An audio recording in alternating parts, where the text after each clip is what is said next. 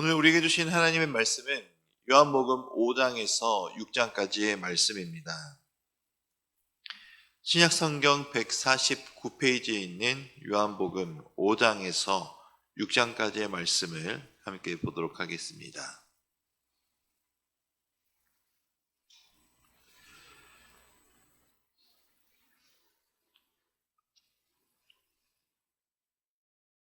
(5장은) 예수님께서 7가지 표적과 그와 연관된 선언들을 통하여 하나님의 아들로서 자기 자신 및 성부 하나님을 계시하는 1장 19절부터 22장 50절까지 나오는 예수님의 신성을 입증하는 7가지 표적의 이야기 중 세 번째 표적인 38년 된 병자를 고치신 이야기가 전개되고 있는 부분입니다.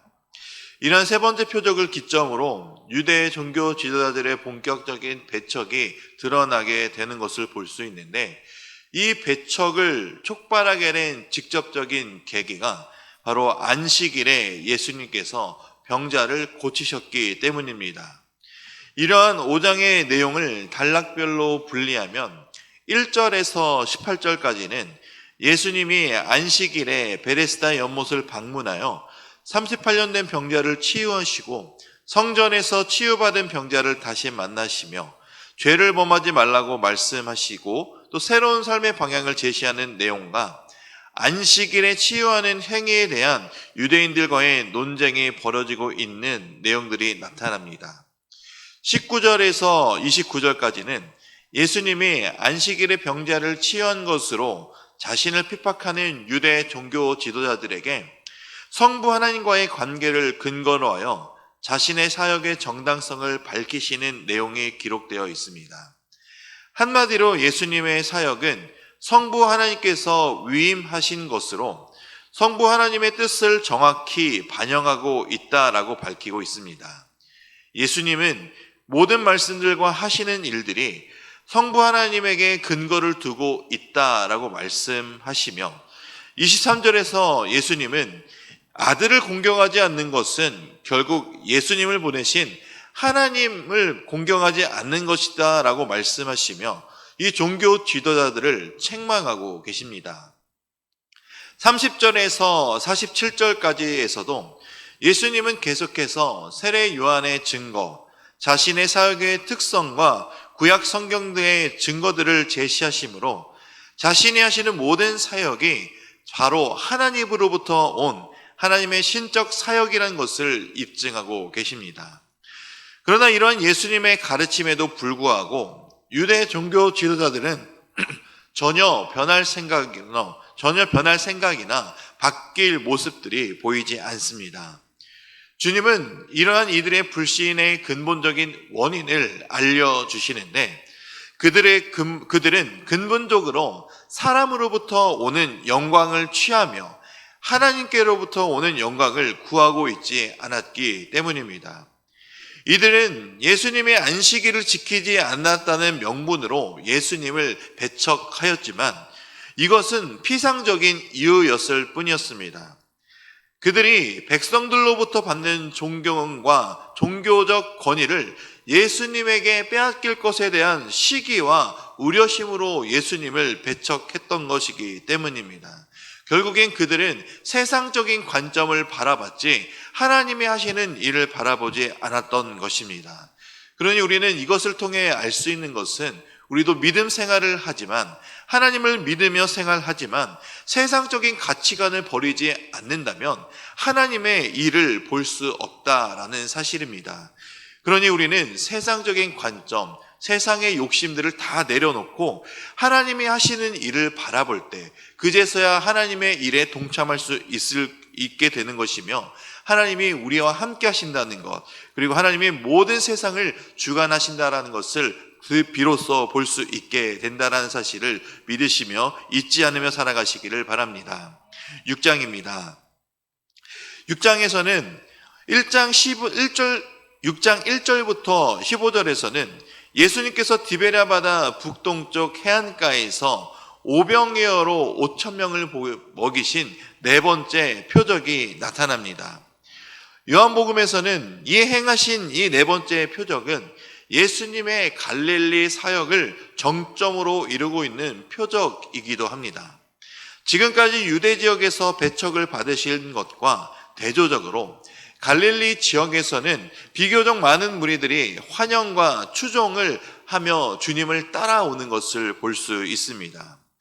16절에서 21절까지는 이제 다섯 번째 표적으로 예수님께서 물 위를 걸어오신 기적이 나타납니다. 이 표적은 문맥상 제자들의 믿음을 더 강화시켜주는 기능을 합니다. 예수님께서는 여전히 신적 위엄과 권능을 지니신 분이란 것을 제자들에게 깊이 각인시키는 표적으로 이러한 놀랍고 생생한 제자들의 체험은 다음날 생명의 떡에 대한 어려운 설교를 듣고 많은 무리들이 주님을 떠나갔음에도 불구하고 이들만은 여전히 예수님을 따르는 믿음의 반영을 보이는 그런 기초 작업이 되는 기적이기도 합니다. 22절부터 마지막 71절까지는 예수님께서 바로 생명의 떡을 주제로 가버나움 회당에서 행하신 예수님의 긴 설교가 나타나며 동시에 예수님께 몰린 무리들과 제자들의 반응에 대해 기록되어 있습니다. 여기서 오병이어의 기적을 통해 떡을 먹은 많은 무리들이 동일하게 바다를 건너 가버나움까지 예수님을 다시 찾아왔습니다. 이들이 예수님께 찾아온 이유는 철저한 물질적인 이유였습니다. 이것을 아신 예수님께서는 썩는 양식을 위하여 일하지 말고 영생하도록 있는 양식을 위하여 하라고 가르치십니다. 그리고 영생을 위한 일이란 바로 하나님을 보내신 자를 믿는 것임을 가르쳐 주십니다. 그럼에도 불구하고 무리들은 여전히 자신의 물질적 욕구를 충족시키기 위한 목적에서 예수님께 표적을 달라 요구합니다. 31절에서 나오는 것처럼 모세가 광야에서 만나를 내리게 한 것과 같은 일을 예수님께도 해주기를 요구하고 있는 모습들을 볼 수 있습니다. 구약의 만나는 하나님이 세상에 주시고자 하시는 참떡의 그림자일 뿐이었으며 하나님은 세상에 새 생명을 주는 떡을 주셨는데 그 떡은 바로 예수 그리스도십니다. 예수님께서 바로 생명의 떡으로서 누구든지 그 떡을 먹는 자는 생명이신 예수님과 연합하게 된다라고 가르쳐 주십니다. 생명이신 예수님으로 인하여 영혼의 참된 만족을 누리며 영원한 영생을 얻고 마지막 날의 부활에 참여하게 되는 것을 가르쳐 주시지만 그 무리들은 이 가르침을 제대로 이해하지 못하였고 도리어 예수님의 부모를 아는데 어찌 하늘에서 내려온 떡이냐라고 불신의 말을 쏟아내며 사람이 자신의 살을 내어주어 먹게 할 수 있냐 하는 논쟁이 벌어지기 시작합니다. 결국 제자들을 포함한 많은 사람들이 예수님의 곁을 떠나고 오직 12만 남게 됩니다. 6장을 통해 가르쳐 주시는 가르침과 교훈은 물질적 욕구를 충족시키려는 동기를 가지고 예수님 앞으로 나아와서는 안 된다라는 것입니다. 이런 욕구로 예수님을 따르면 잠시 만족을 할 수 있고 잠시 따를 수는 있지만 그 동기가 변하지 않는다면 결국 걸려 넘어지게 될 것이기 때문입니다. 하나님이 예수님을 통해 모든 죄인들에게 주시고자 하신 귀한 선물은 바로 죄 사함을 받고 하나님의 자녀가 되는 영생의 선물입니다. 세상적인 축복보다 귀한 복이 바로 이것임을 우리는 잊지 않아야 됩니다. 우리의 생명 되신 예수님은 우리의 참떡이시며 이 예수님을 믿는 믿음으로 주님 안에 있는 참된 연합을 이룰 때 우리는 하나님께서 주시는 영원한 생명의 기쁨을 누리게 됨을 믿으시기 바랍니다. 이제 말씀을 듣겠습니다. 요한복음 5장에서 6장까지의 말씀을 경청하실 때 우리에게 주시는 하나님의 음성을 들으시기 바랍니다. 주의 말씀은 내 발의 등이요 내 길의 빛이니이다. 아멘.